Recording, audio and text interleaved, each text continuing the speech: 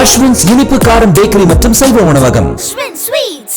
தமிழ்நாட்டில் ஒரு மிகப்பெரிய ஒரு கட்சியா நம்ம வளர்ந்து இருக்கிறோம் அப்படின்னா அது உங்களால தான்.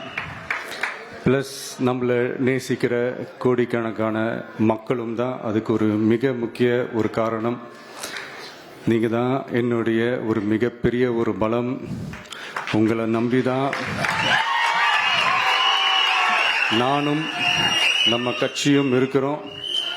இதை நான் சொல்லி தான் உங்களுக்கு தெரியணும்னு அவசியம் இல்லை. இது உங்கள் எல்லாருக்குமே நல்லா தெரியும்.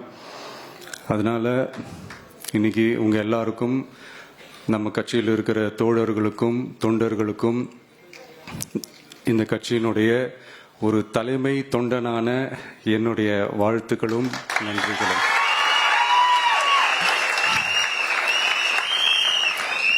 அப்புறம் என்ன, மைக்க பிடிச்சாச்சு, வெடியை கொளுத்தி போட்டுருவோமா?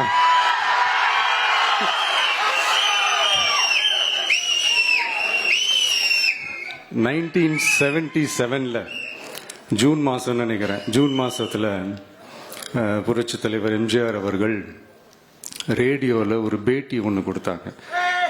அதில் பேசும்போது சொன்னாங்க, பேரறிஞர் அண்ணா அவர்கள் இருந்த இடத்தில் இப்படிப்பட்டவர்களும் அமர்கின்ற ஒரு நிலைமை ஏற்பட்டுச்சேன்னு எண்ணி எண்ணி கண்ணீர் வடித்தேன்.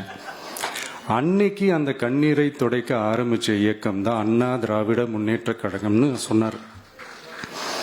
அதே மாதிரி 2017 அப்புறம் 2021 அப்புறம் தமிழ்நாட்டுடைய நிலைமையை பற்றி யோசிச்சு பார்த்த நம்ம தமிழக மக்கள், காமராஜர் அவர்கள் இருந்த இடத்தில், அண்ணா அவர்கள் இருந்த இடத்தில், எம்ஜிஆர் அவர்கள் இருந்த இடத்தில் இப்படிப்பட்டவர்களும் அமர்கின்ற ஒரு நிலைமை ஏற்பட்டுச்சு.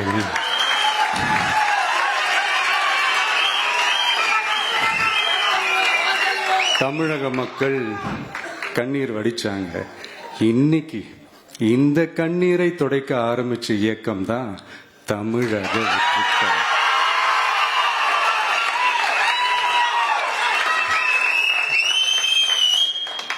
இப்படியெல்லாம் நம்ம பேசுறதுனால கண்டிப்பா சில பேர் கொந்தளிப்பாங்க. அது பத்தில நம்ம கவலைப்படக்கூடாது. ஏன்னா கொந்தளிக்கிறது தான் அவங்களுக்கு வேலையே.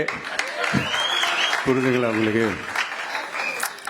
ஏன்னா எம்ஜிஆர் அவர்கள் கட்சி ஆரம்பிச்சப்போ, ஏன் அவர் ஜெயிச்சதுக்கு அப்புறம் கூட சட்டசபையில கூட ஏதோ ஒரு நடிகர் கட்சி வந்திருக்குதான், ஏதோ ஒரு புதிய கட்சி வந்திருக்குது, புரட்சி தலைவர்னு ஒருத்தர் வந்து, இப்படியெல்லாம் கேலியும் கிண்டலுமா. அதனால யார் அரசியலுக்கு வந்தாலும் இப்படி கொந்தளிக்கிறது தான் அவங்களுடைய வேலையே. அப்படிதான் நாம் அரசியலுக்கு வந்ததுக்கு அப்புறம் கூட இந்த விஜய்க்கு என்ன அனுபவம் இருக்குது, எம்ஜிஆர் அவர்களுக்கு எவ்வளோ அனுபவம் இருக்குது தெரியுமா?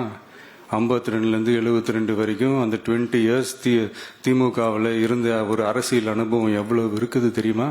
விஜய்க்கு என்ன பெரிய அனுபவம் இருக்குதுன்னு கேட்டா அதே வாய் தான்.